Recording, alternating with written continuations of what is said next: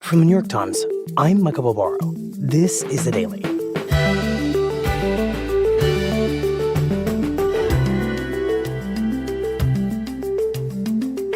Now that Matt Gaetz has withdrawn from consideration as Attorney General, Donald Trump's most controversial cabinet pick is his selection of Pete Hegseth as Secretary of Defense.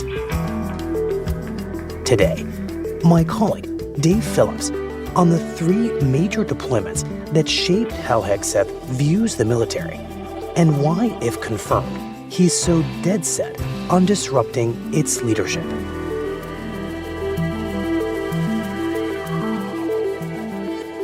It's Tuesday, November 26th. Dave, welcome back. It's been a long time for me since we've last spoken, and it's nice to see your face. Oh, you too.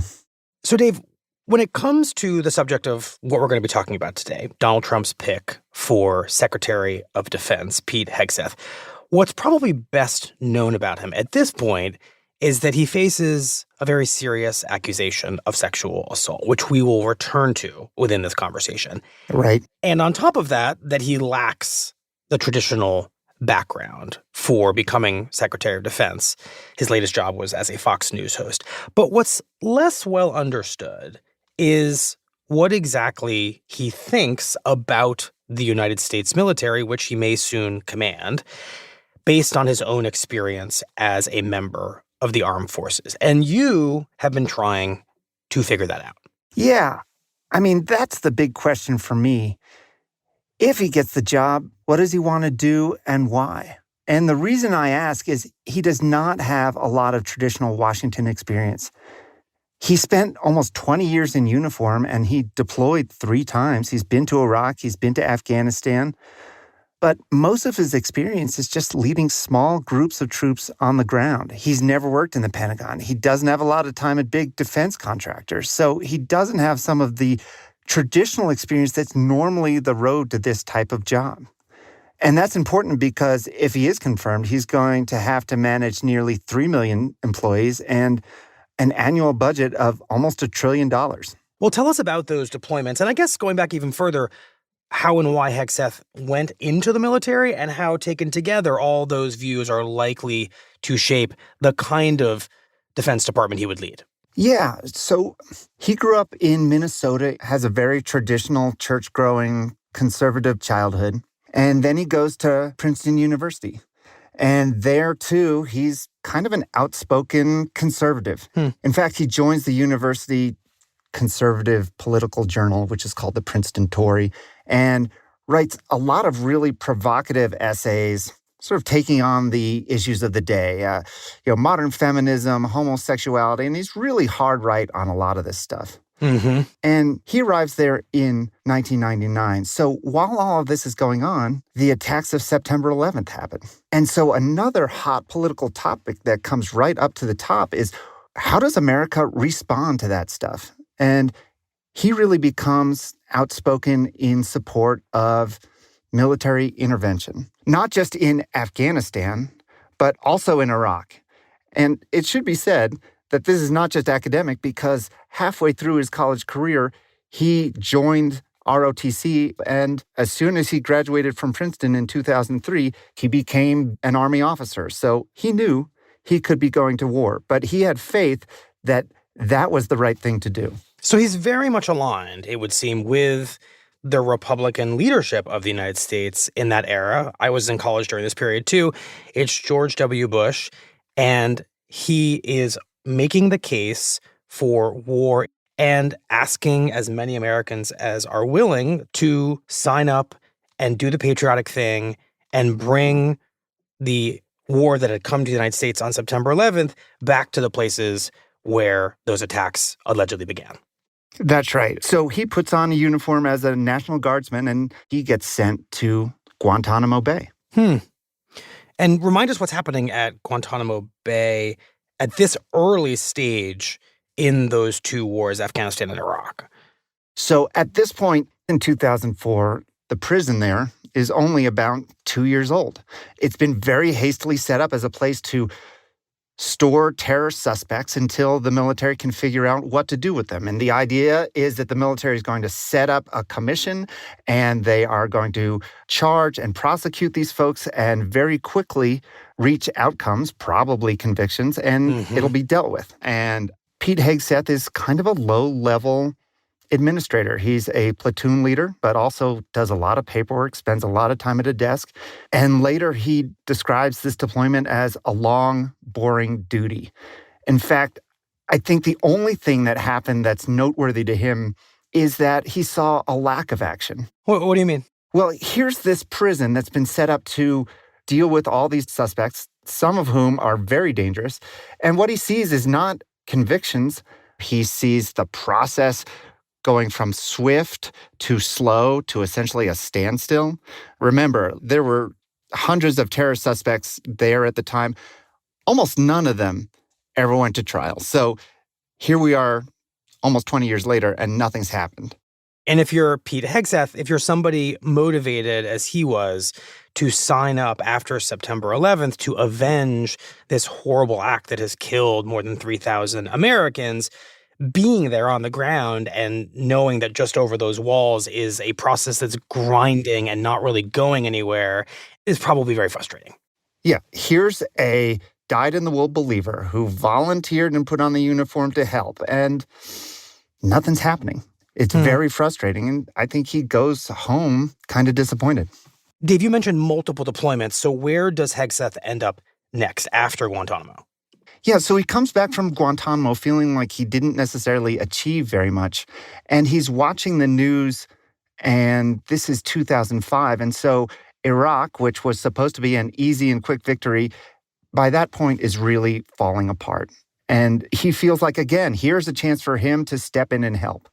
And so he volunteers and he joins the 101st Airborne Division as a infantry platoon leader, and he goes to Iraq. And what's his experience there? He arrives on the ground in what is essentially a mess that's getting worse every day. What had been a relatively swift invasion is now curdled into sectarian fighting, into roadside bombs everywhere, into mounting American casualties. And the infantry troops that are on the ground, like him, they're supposed to fix it. And he realizes how difficult that's going to be because he's getting some very conflicting instructions. What's an example of that? So lawyers in the Army who are giving a briefing to him and all the soldiers that he's arriving with tell him essentially, hey, look, the rules are very strict. You cannot fire on an Iraqi, even if you see them with a rocket launcher, unless that rocket launcher is actually pointed at you. On the other side is some of the leadership in his brigade, combat commanders who are saying, you should expect to fire on pretty much any military-aged male, and you don't even need to give warning shots. Wow. So he's got some people saying don't fire until it's too late. Some people say fire way too soon. And, he's a young infantry guy who's leading 40 soldiers who are trying to figure this out. And whose advice does he ultimately take? What is his conduct? This is really interesting. He took a very moderate and measured approach. He's like, okay, we're just going to be really careful. We don't want to shoot anyone we don't need to, because that's just going to make us so many more enemies in a war that we're trying to end. And so not only did he tell his soldiers, hey, we're not going to shoot unless we're sure, but he volunteered to be the first one through the door on raids they would go on because he didn't want to put that really difficult decision in the hands of some 21, 22-year-old soldier who might make a rash decision. And people who served with him that I interviewed say he was flawless, careful, cared about what he did, and his soldiers loved him for it.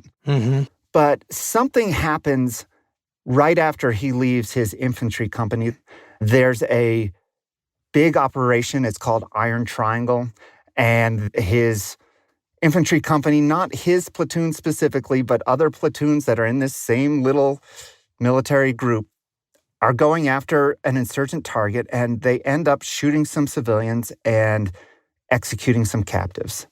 And they were charged with crimes because in the military, if you go beyond the rules of engagement and kill someone who shouldn't be killed, and you're definitely not allowed to kill captives, that's murder.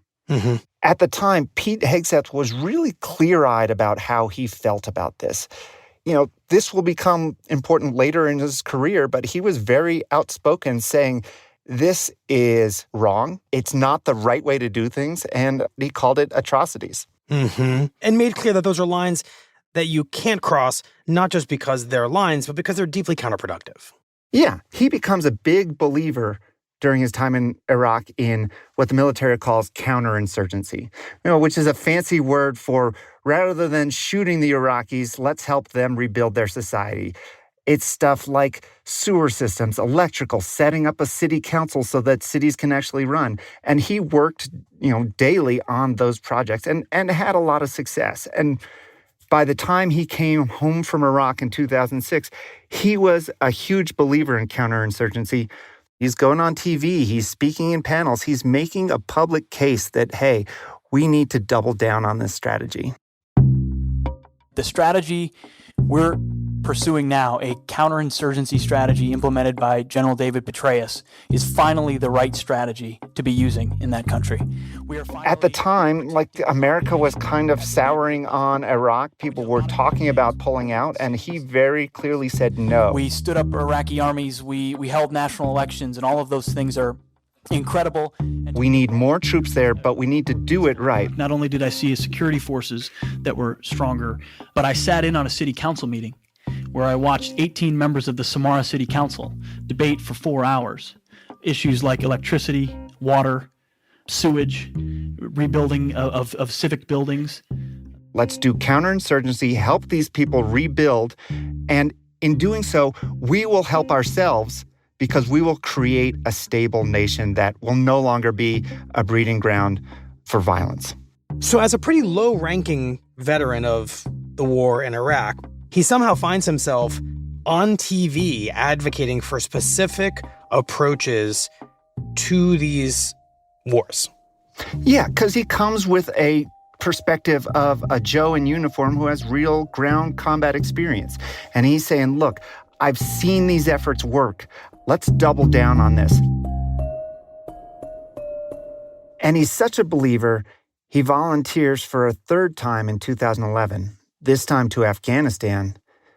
And when he gets there, he's doing what he's advocating for. His job is to be a teacher at a counterinsurgency school where he will teach these methods to the officers of the Afghan army.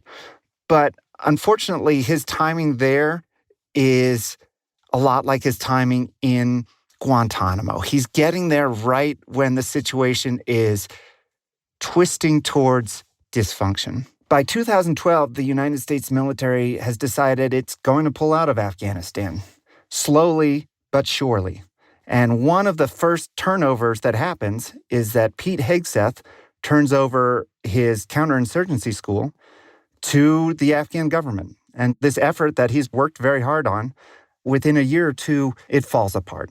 Right, which of course becomes a metaphor for the entire conflict in Afghanistan, because by the end, the Taliban will return, take over American bases, take over American mess halls and tanks and equipment, and turn the entire U.S. war there into an exercise in futility. Right, and so that's Pete Hegseth's final deployment. So in 3 deployments, he's seen 3 different flavors of Pentagon dysfunction. And so pretty much his entire adult life has been spent on this effort that has come to nothing. And in fact, the only thing that he really has seen the military very expeditiously and successfully do is, you remember those folks that I said were in his infantry company that got charged with war crimes? I do. They were very quickly tried and convicted. And so he saw successful prosecutions against his own guys that had been put in very, very difficult positions, but he had never seen any successful prosecutions against the people who were detained at Guantanamo. His front seat at all of this dysfunction really left him embittered. He started out as a patriot who wanted to join the effort, and he left feeling like the people leading the military did not know what they were doing. Right, and the only people who he saw being held accountable through any kind of process were his own guys. being punished by their own government. That's right.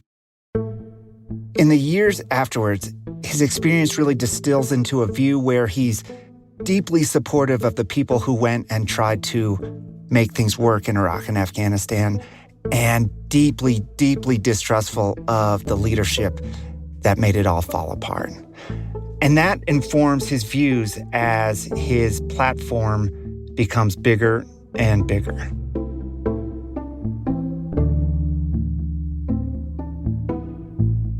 We'll be right back. So, Dave, what does this bigger platform for Pete Hegseth's views of the military look like in the years after he leaves the service? So he starts working for Washington, D.C.-based veterans groups that push for all sorts of stuff. Continued involvement in Iraq and Afghanistan, better care for vets through the VA. And as part of that advocacy, he's repeatedly appearing on TV. And I think it becomes pretty clear by about 2014 that he's good at TV. Mm-hmm. The troops have not been a priority of the left. They are not a priority of the left. Do you think that the Pentagon's becoming too politically correct? Well, it certainly is not helpful if we've got a military trying more to be politically correct than the biggest, baddest military in the world. You can spend better ideas in and of themselves don't inevitably carry the day. Ultimately, big guns and courageous people who carry them are the ones who carry the day. And right now, At this point, let's ask our Fox News contributor, Pete Hegseth. Hey, Pete, good morning. Good morning. Thanks for having me. he gets his first official position with Fox News as a part-time contributor. And he starts getting more and more time. He becomes a presenter. He eventually becomes a weekend host. And his time at Fox is a real mix of what he was doing at Princeton years before, sort of like provocative culture war type of conservative stuff, and speaking out for veterans. You think women should not be in combat roles, correct? because I think inevitably the standards will eventually be eroded by bureaucrats or by political... He talks about getting women out of combat roles in the military. He complains about how wokeism has taken over the General Corps, and, a lot of the leaders are DEI hires. In that case, you're not improving warfighting capability necessarily. You feel better about yourself. Yeah. And This is a story we've covered extensively on this program. Many of our nation's warriors are finding themselves in trouble for doing the job they were hired to do, fight a war and kill the enemy. he does something he's never really done before, which is speaking out on behalf of soldiers and other service members who have been charged with war crimes. As a warfighter, you assume that your military will have your back. Instead, they come after you. Absolutely. Always framed in like, hey, this was a good person trying to do their job, and in the fog of war, forced to make a split-second decision, they did the wrong thing. And now the military is trying to hang them for it, and that's not fair. What is the biggest charge you may face? And what is the lightest charge you would face? There's only one charge, and that's premeditated murder. It started out with an Army Green Beret named Matt Gaetz, who'd been accused of executing a suspected Taliban bomb maker. And it grew to include... Clint Lawrence, brand new platoon leader, orders his platoon to fire on the men in the motorcycle. They're killed. He's charged with murder because there's no weapons found on those individuals. A young lieutenant named Clint Lawrence, who had been convicted of shooting civilians in Afghanistan. Well, let's right now bring in for his first exclusive interview, Navy SEAL Operations Chief Eddie Gallagher, his wife. And probably the best known is Navy SEAL Edward Gallagher, who'd been turned in by his own platoon for allegedly shooting at women and children in Iraq and executing a captive. Right. And Dave, this is a story that you have told several times on our show as the saga of Eddie Gallagher has played out. Yeah, this was the first time that Pete Hegseth came across my radar, because he was inviting these people on, people whose cases I had written about. And honestly, I looked at it pretty dumbfounded, because I can absolutely understand the idea of, hey, I'm going to stand by the ground troops and give them the benefit of the doubt. But what really complicates that is that in a number of these cases, these folks had been turned in by their own platoons. The people who understood the fog of war and the situation on the ground more than anyone else had looked at what had happened and been like, man, that's messed up, and had turned them in. Right. In other words, they had crossed lines in the eyes of those who were on the ground with them, and Pete Hegseth doesn't seem interested in those nuances. In his mind, it's kind of like, America right or wrong, and I refuse to accept that they did anything wrong. Right. And what's really interesting about that is he knows all about these nuances because he's been a lieutenant leading ground troops in Iraq, and he has seen his own guys be prosecuted for this stuff. And at the time, before he was on Fox, he said very clearly, hey, this is wrong. It hurts us more than it helps us. But fast forward to when he's on Fox, and that's no longer the case. Well, how do you account for that change? Because in your reporting, you seem to find very clear evidence that Hegseth, when the idea of these war crimes first emerges, is very unsympathetic to those who have allegedly committed them. Now, all of a sudden, he's not interested in the nuances, and he basically just wants to make sure these guys get off scot-free. Yeah, I think that 3 deployments just made him lose so much faith and so much trust in the Pentagon that he no longer believed that the leadership could make good decisions or fair decisions towards the people on the ground. CNN has learned that a Fox News host encouraged President Trump to consider pardons for some military members accused of war crimes. So Hegseth and President Trump basically become a two-man military court. They're not war criminals. They're warriors who have now been accused of certain things that are under review. Where he puts the cases up and Trump makes the decisions. New tonight, President Trump pardons 2 soldiers with connections to Fort Bragg. Major Matthew Goldstein, who you see there on the left, accused of killing a suspected bomb maker who was not a legal threat. Now, Lawrence was released Friday from the U.S. military prison Fort Leavenworth in Kansas. Tonight, President Trump intervening again to defend embattled Navy SEAL Chief Eddie Gallagher, saying he will not let the Navy strip Gallagher of his status as a SEAL. I stuck up for 3 great warriors against the deep state.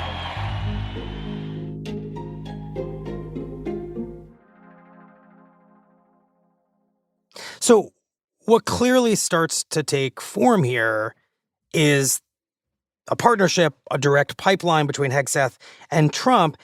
And I suppose you have to add on top of that the fact that Hegseth's view of post-9/11 U.S. interventions in Iraq and Afghanistan, his disillusionment with them, is very much shared by Trump, who is so openly disdainful of how the U.S. military leadership and even civilian elected leadership entered those wars and conducted those wars. So it does not seem at all like a surprise that Hegseth would be his choice to be a senior figure in the military, the Secretary of Defense.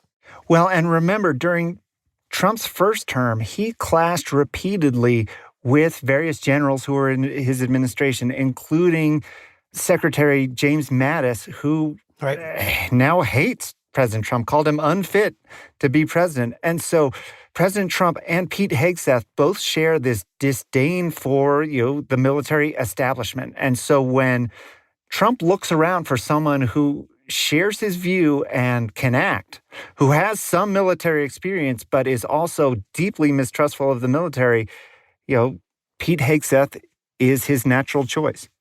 But what has become clear in the days since Trump picked Hegseth to be his Secretary of Defense is that neither Trump nor those around him seemed to know about some of the alleged problematic personal conduct that Hegseth engaged in since becoming a Fox News host.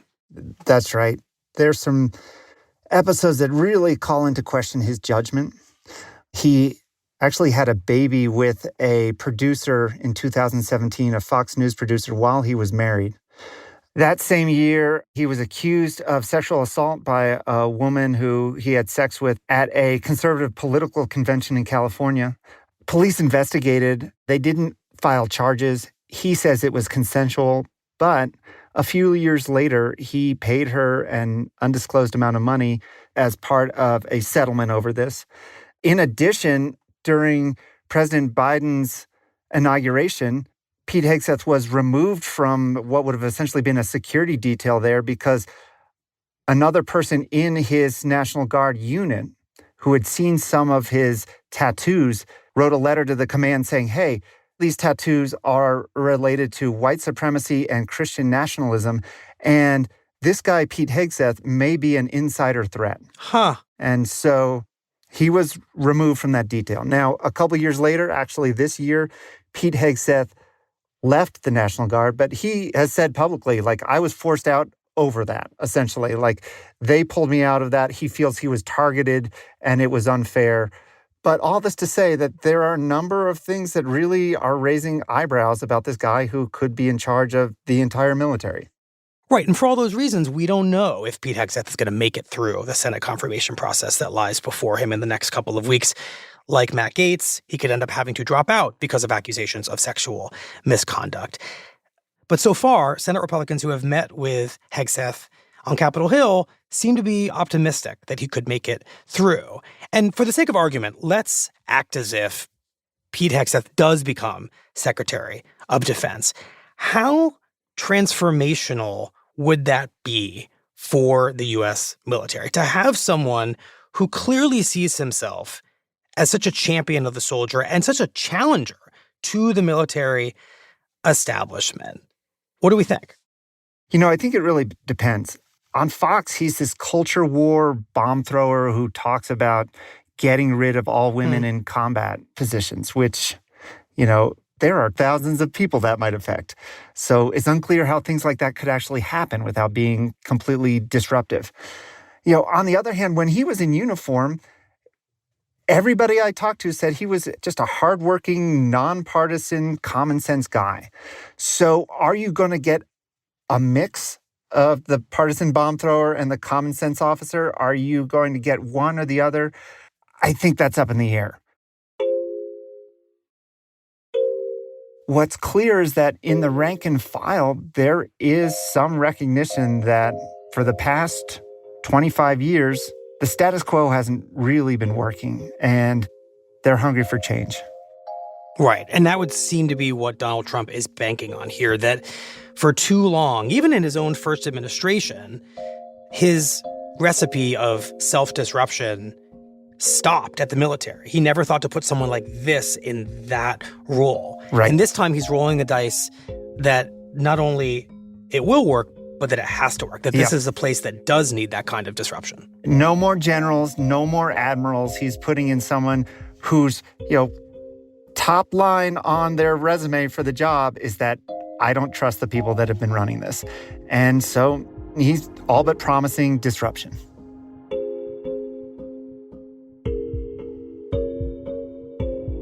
Well, Dave, thank you very much. Appreciate it. Thank you.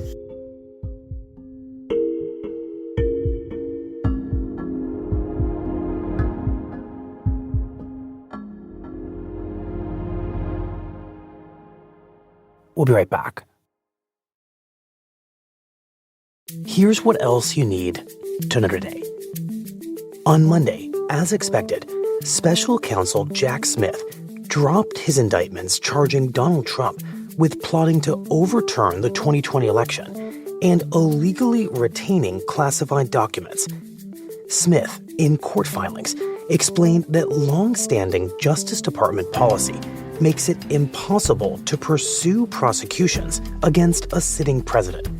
But, Smith wrote, the decision to drop the cases, quote, does not turn on the gravity of the crimes charged, the strength of the government's proof, or the merits of the prosecution, which the government, he wrote, stands fully behind.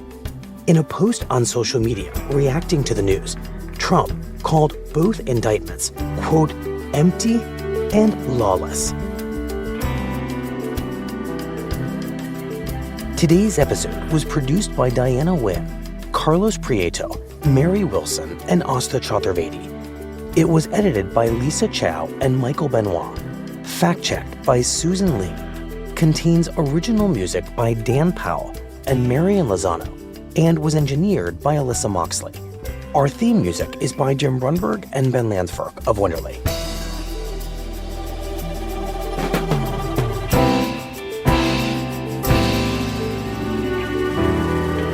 That's it for the Daily. I'm Michael Barbaro. See you tomorrow.